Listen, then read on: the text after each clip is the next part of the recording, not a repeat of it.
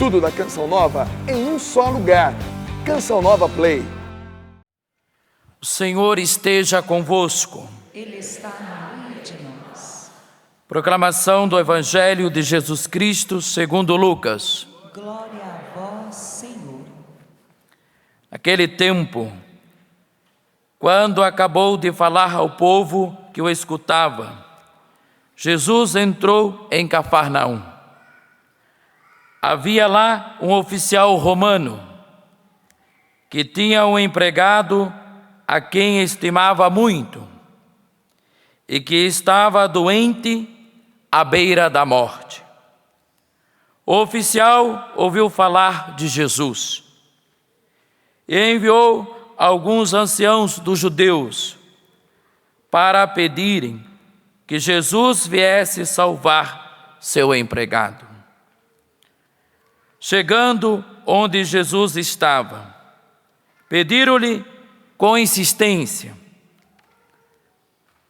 o oficial merece que lhe faças este favor, porque ele estima o nosso povo.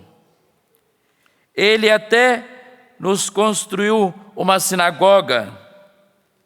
Então Jesus pôs-se a caminho com eles.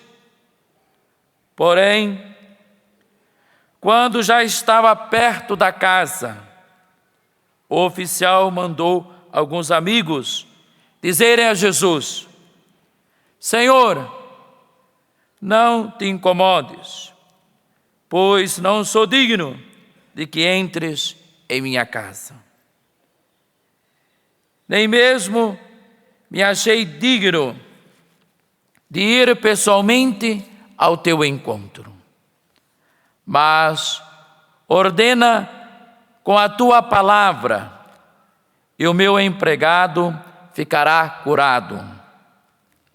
Eu também estou debaixo de autoridade, mas tenho soldados que obedecem às minhas ordens. Se ordeno a um, vai, ele vai. E a outro, vem, ele vem. E ao meu empregado, fazer isto, ele o faz. Ouvindo isso, Jesus ficou admirado. Virou-se para a multidão que o seguia e disse: eu vos declaro que nem mesmo em Israel encontrei tamanha fé. Os mensageiros voltaram para a casa do oficial e encontraram o empregado em perfeita saúde. Palavra da salvação. Glória a vós, Senhor. Isso, vamos aplaudir a palavra de Deus. Aplauda para valer, meu irmão. A palavra do Senhor. Louvado seja Deus. Bendito seja o Senhor,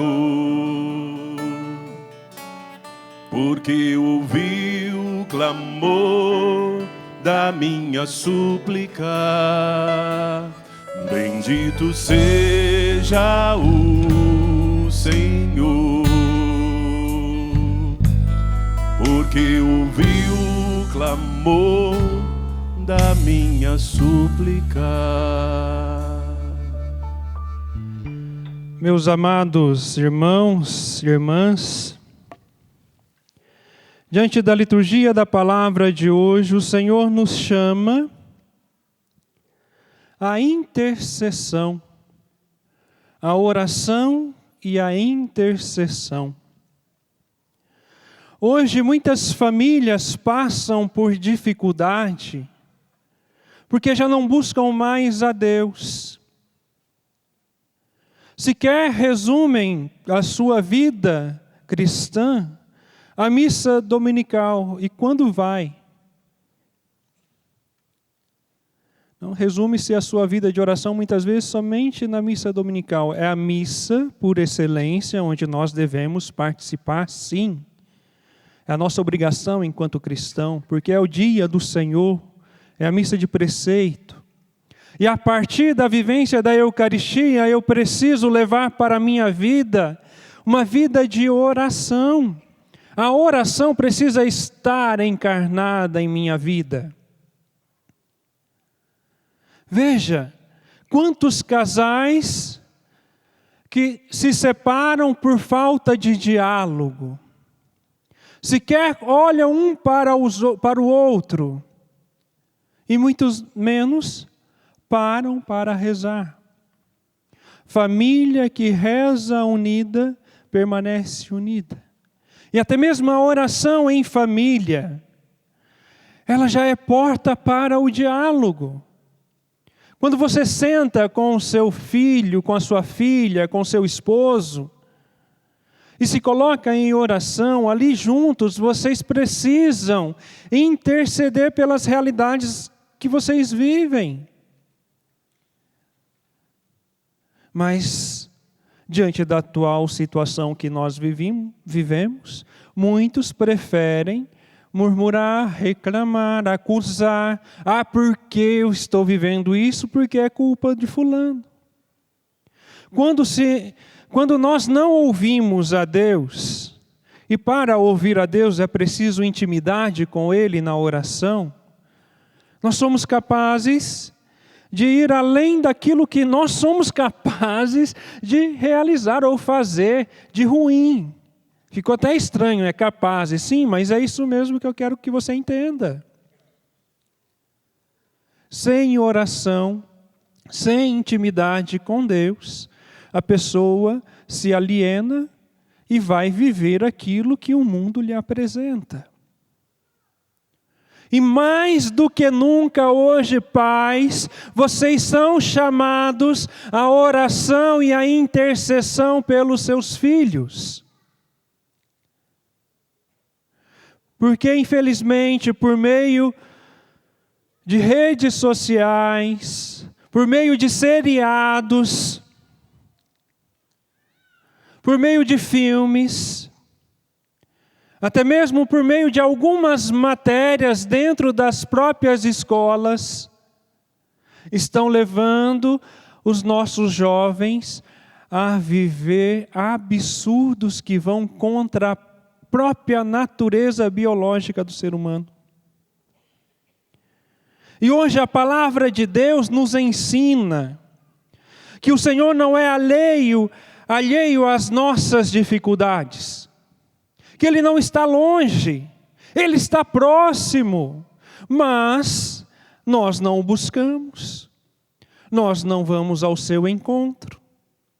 Aí depois fica chorando, mas Deus está me castigando porque eu fiz isso. Não, sua besta, você está sofrendo porque você escolheu.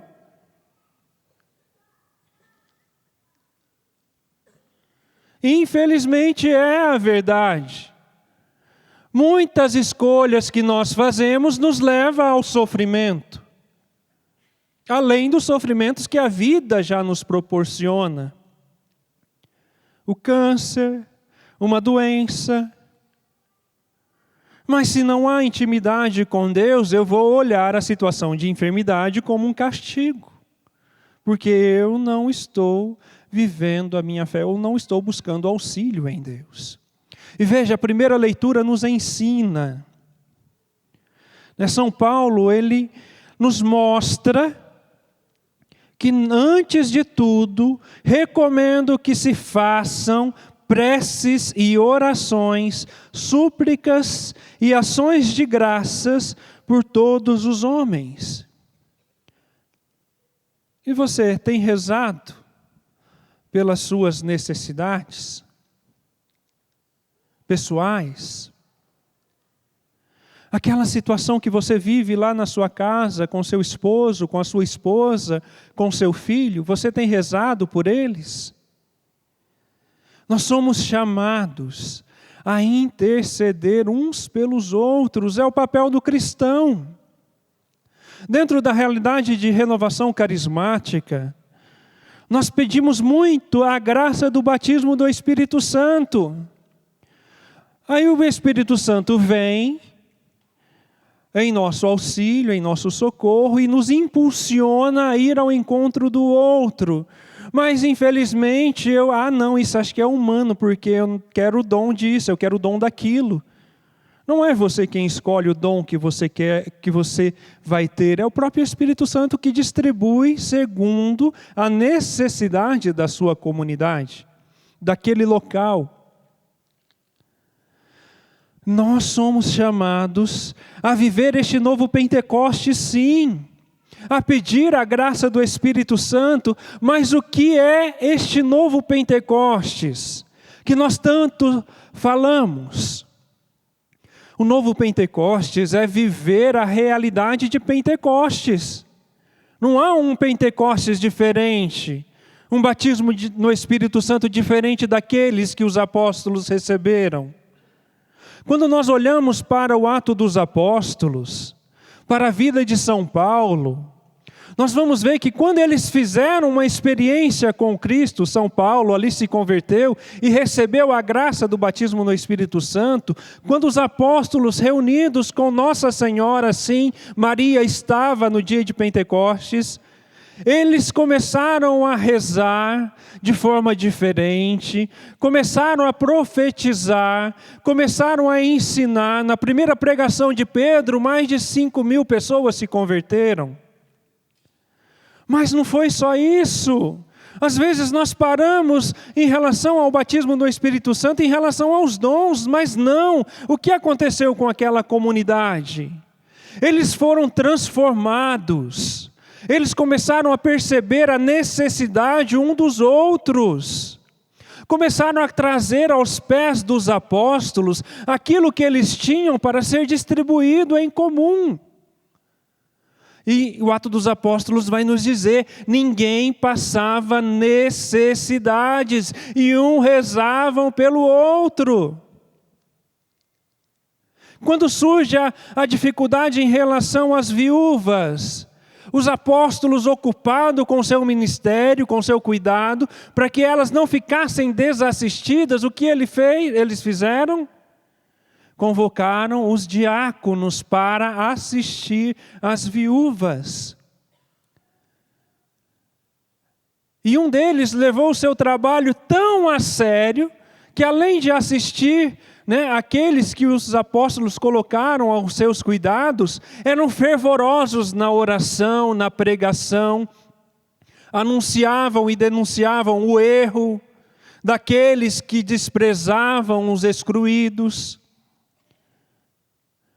anunciavam o nome de Jesus, curavam, libertavam, sim, mas também denunciavam os erros, os pecados. O que aconteceu com Estevão? Morreu apedrejado, porque ele falou a verdade. E hoje nós vivemos em uma situação complicada em meio à sociedade. Porque quando eu falo a verdade, alguém se dói, se sente ofendido. Aí onde nós vemos nas redes sociais tanto mimimi. A atual geração mimimi. E você acha que é os novos que estão vindo? Não. A geração mimimi está entre nós. Reclama demais e não faz nada. Com o incêndio da Amazônia, que pelo que parece não foi nem perto daquilo que aconteceu em 2013, tanto barulho que se fez, mas quem foi lá no seu quintal e plantou uma árvore? Cachoeira Paulista hoje está pegando fogo. E o padre deu uma de doido ainda para colocar a batina. Aí todo mundo olha para o padre como se ele fosse louco. Nossa, aquela roupa preta. Tu se engana, Estou fresquinho porque é ventilado. Não, eu não estou pelado, mas estou. Mas veja, por que nós devemos fazer a nossa parte? Qual é o papel da igreja? Muitos falam, a igreja não deve se intrometer na política e na ecologia, por causa do sínodo da Amazônia. Tem muita crítica em relação a ele. Tem situações que precisam ser discutidas ali com seriedade, tem coisas que precisam ser deixadas de lado, não sei Nós vamos ver com o resultado ali o que vai ser acolhido, o que vai ser deixado de lado, que isso compete àqueles que vão se reunir. Mas nós devemos sim se intrometer com política e com o nosso ecossistema. Mas como? Viver aquilo que o Senhor nos ensina. Nós não podemos ficar de mimimi, reclamando, falando, escrevendo os textões no Facebook. Eu sou a favor da Amazônia, porque isso, porque o atual governo não faz. Mas o que os outros fizeram? Qual é o nosso papel enquanto cristão? Enquanto católico, enquanto batizado? Você quer saber qual é o nosso papel diante da realidade política? Está aqui. Primeiro, São Paulo nos ensina: rezar, façam preces, orações e ações de graça, súplicas, por todos os homens. Por isso eu perguntei, você está rezando pela sua família, pelo seu filho, por seus vizinhos? E ele segue: pelos que governam e por todos que ocupam altos cargos, a fim de que possamos levar uma vida tranquila e serena, com toda piedade e dignidade. Agora eu pergunto para você, você está rezando pelo Brasil e pelo nosso governo? Se você é a favor ou não dele, o seu papel é rezar enquanto cristão batizado católico. Se você é cristão, se você é batizado, deseja que o nosso presidente e o governo se lasque, quem vai se lascar é você. Dizia no Amor Vencerá, né, Rubens?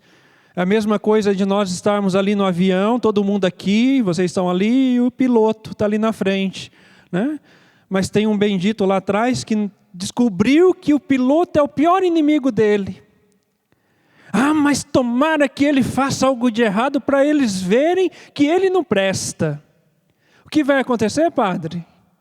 O avião vai cair, quem que vai morrer? Todos que estão lá, inclusive o bendito. Né? E é o que está acontecendo no nosso país hoje. Todo mundo critica, todo mundo fala, mas ninguém está rezando pelo nosso governo. É o nosso papel, se você gosta ou não, é dever de todos. É viver por que nós devemos rezar por todos os homens? Por que nós devemos rezar pelos políticos? Por aqueles que ocupam grandes cargos? Pelos governantes? A fim de que possamos levar uma vida tranquila e serena, com toda a piedade e dignidade. Mas veja o Supremo Tribunal, sim, está complicado o negócio lá em cima. Mas devemos rezar, interceder, porque quando nós dobramos o nosso joelho, mesmo que sejamos uma minoria em meio a muitos, Deus é capaz de ouvir e no tempo certo, na hora certa, Ele vai socorrer o seu povo. O que aconteceu com o povo de Israel? Quando eles se encantaram com a filosofia grega, com os deuses gregos, que começaram a levar estátuas de deuses para Israel. Quando o povo grego começou a construir ali em Israel, estádios olímpicos, o que aconteceu? O povo começou a ir lá, a distrair, atrás dos jogos, atrás dos deuses, atrás da filosofia. Esqueceram de Deus. Um povo que se esquece de Deus sofre as consequências. Se bandearam por falsas filosofias, falsas ideologias. Logo depois veio a consequência do êxodo. Mais uma vez, o povo de Israel é levado. Mas em meio a tantos que viviam aquilo que estavam contra os mandamentos de Deus, haviam poucos que ainda rezavam, que lutavam pela liberdade de Israel, mas através da oração e da intercessão. Mesmo o povo de Israel estando no exílio, eles começaram a perceber que eles estavam errados e começaram a rezar e suplicar. Porque eles começaram a sentir falta do templo, falta da oração no templo, falta desta intimidade com Deus. E eles se uniram, rezaram e Deus resgatou. É através da oração e da intercessão. Por isso São Paulo nos ensina que devemos rezar. E ele fala ainda: recomendo que se façam preces e orações, súplicas e ações de graças por todos os homens, pelos que governam e por todos os que ocupam altos cargos, a fim de que possamos levar uma vida tranquila e serena, com toda a piedade e dignidade. Porque isso é bom e agradável a Deus, nosso Salvador. Ele quer que todos os homens sejam salvos e cheguem ao conhecimento da verdade. Por que nós devemos rezar? Para que todos nós sejamos salvos. Através da minha intimidade com Deus, porque uma pessoa que leva uma vida de intimidade com a Eucaristia, que vive a missa de forma verdadeira, e recebe o corpo de Cristo de forma digna, não estando em pecado mortal ou grave, vivendo a intimidade com Deus na oração pessoal diária, ela vai viver uma vida de repugnância em relação ao pecado, ou seja, nem sei se ficou coerente isso, mas ela vai ter raiva e repugnância ao pecado. Mesmo que ela caia, ela vai atrás do sacerdote ali, ela suplica, porque o pecado dói, o pecado machuca, o pecado fere, tanto a quem realizou o pecado, quanto aqueles que estão ao nosso lado.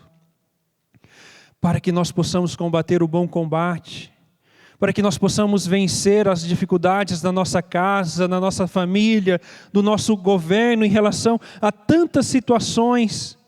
Mais de 14 milhões de desempregados. Pessoas passando fome nesse país. Nós precisamos rezar, rezar sempre. Porque quando eu me comprometo com Deus na oração, Ele me coloca em movimento. Eu não vou ficar lá na minha sala. Nossa, você viu aquilo ali na matéria de hoje? Morreu mais um de fome. É a porta batendo lá. Ai, não vou abrir não conheço. E alguém que está passando fome. Porque nós preferimos ficar no comodismo da nossa casa, no nosso sofá, do que nos colocarmos a serviço de Deus e do próximo. Mãos de vaca. Não vou ajudar porque ele vai usar para comprar drogas. E o coitadinho está até com o olho amarelo de fome. Desculpa a expressão. Bate alguém na porta, me dá um prato de comida. Às vezes dá até com mau gosto. Chega final de semana, casa cheia, não faz as medidas certas e vai um monte de comida para o lixo. Enquanto você jogou uma quantidade significativa de comida fora, tem alguém no Nordeste, na Amazônia, na África, morrendo de fome. O que o novo Pentecostes faz conosco? O Espírito Santo nos impulsiona, nos leva ao encontro daqueles que mais necessitam. Nós não ficamos mais de braços cruzados porque dói, incomoda ver um filho de Deus sofrendo.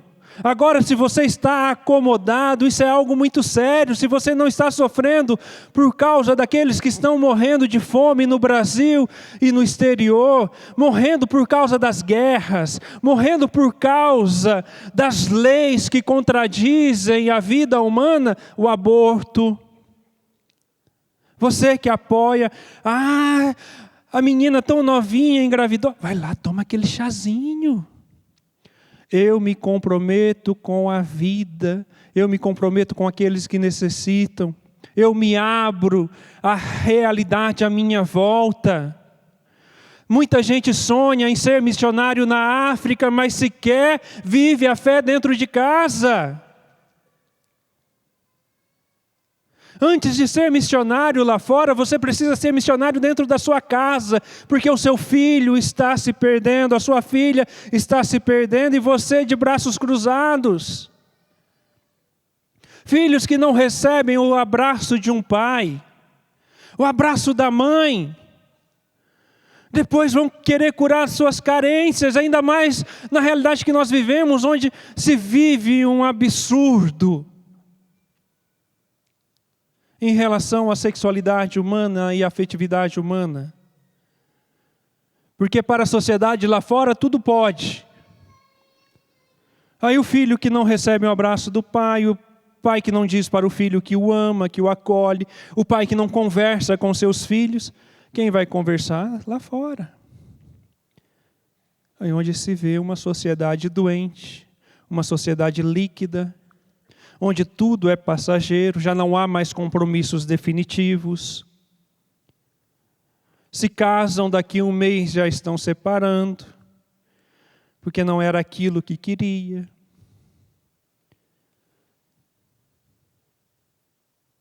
São realidades complicadas e nós devemos rezar, interceder por aqueles que estão se perdendo, porque a vontade de Deus é que todos se salvem. Todos se salvem. E veja, o Senhor quer que nós nos salvemos. E para que nós nos salvemos, nós precisamos viver com coerência a nossa fé. E a família, ela tem sido atacada de todos os lados. E o pior dos ataques que o demônio está fazendo contra as nossas famílias é a ideologia de gênero. Por isso, lá no Vaticano, eles criaram um documento falando sobre a dimensão do ensino da ideologia de gênero nas escolas. Deixa eu achar aqui, veja quais foram uma das palavras. Deixa eu achar. O prefeito da Congregação para a Educação, ele vai nos dizer, o cardeal Giuseppe Versaldi e também o arcebispo Vincenzo Zanni, eles assinaram esse documento chamado Homem e Mulher os Criou. Aí, na apresentação do documento, uma repórter fez a seguinte pergunta a ele. Em relação aos aspectos mais críticos dentro do documento chamado Homem e Mulher os Criou, em relação aos aspectos mais críticos, quais são eles? Aí o cardeal vai nos dizer. As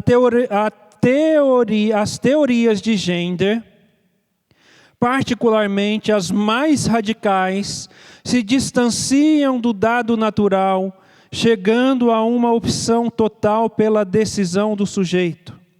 Emotiva, uma decisão emotiva. Desse modo, a identidade sexual e, consequentemente, também a família se tornam líquidas e fluídas, fundadas no desejo do momento em vez de no dado natural e na verdade do ser, pretende-se eliminar a diferença sexual, tornando-a irrelevante para o desenvolvimento pessoal. É algo absurdo. Pessoas que criticam a igreja em relação à sua fé, porque não conseguem entender Deus através da ciência. Mas uma ideologia está no documento, o cardeal vai falar. Uma ideologia sem fundamento e sem uma percepção científica, porque é apenas uma ideologia. Quais resultados se espera alcançar com este novo texto? O cardeal vai dizer, propondo o caminho do diálogo fundado em argumentos racionais, respeitamos as posições distantes das nossas e pedimos respeito pela nossa.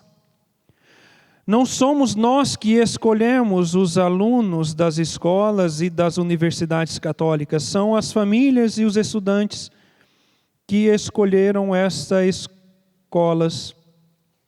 E esses ateus, sabendo que são católicos, nos criticam por causa das nossas escolhas e da nossa doutrina, da nossa moral. Tentam enfiar goela abaixo uma ideologia pautada não em fundamentos científicos.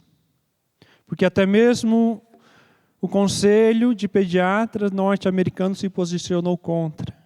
E a igreja hoje traz esse documento. Homens e mulheres, Deus os criou. Homem e mulher, Deus os criou. Se você não conhece, você que trabalha com crianças, você que trabalha como professor, você precisa entender qual é a posição da igreja e qual é o ensinamento. Tem coisas que ele vai pegar mais pesado em relação a esse assunto. Isso aqui foi somente uma das realidades que ele trouxe. Nós precisamos ser coerentes com a nossa fé e com a verdade que a fé nos traz.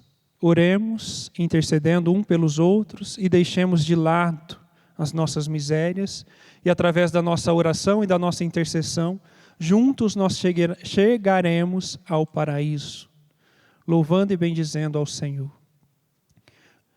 Vamos clamar a Sagrada Família pelas nossas realidades, pelas nossas lutas e por todas as situações que vocês enfrentam em suas casas. Fiquemos em pé e juntos rezemos. Jesus, Maria e José, em vós contemplamos o esplendor do verdadeiro amor, confiantes a vós nos consagremos. Faz agora o seu pedido, apresente a sua intenção, suplique a Deus pelos seus filhos, pela sua mulher, pela sua esposa, pelo seu esposo.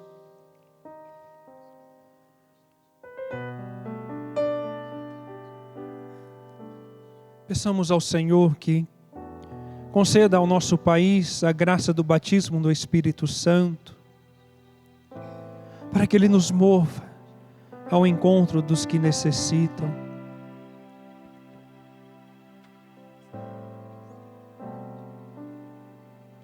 Sagrada Família de Nazaré, tornai também as famílias lugares de comunhão e cenáculo de oração, autênticas escolas do Evangelho e pequenas igrejas domésticas.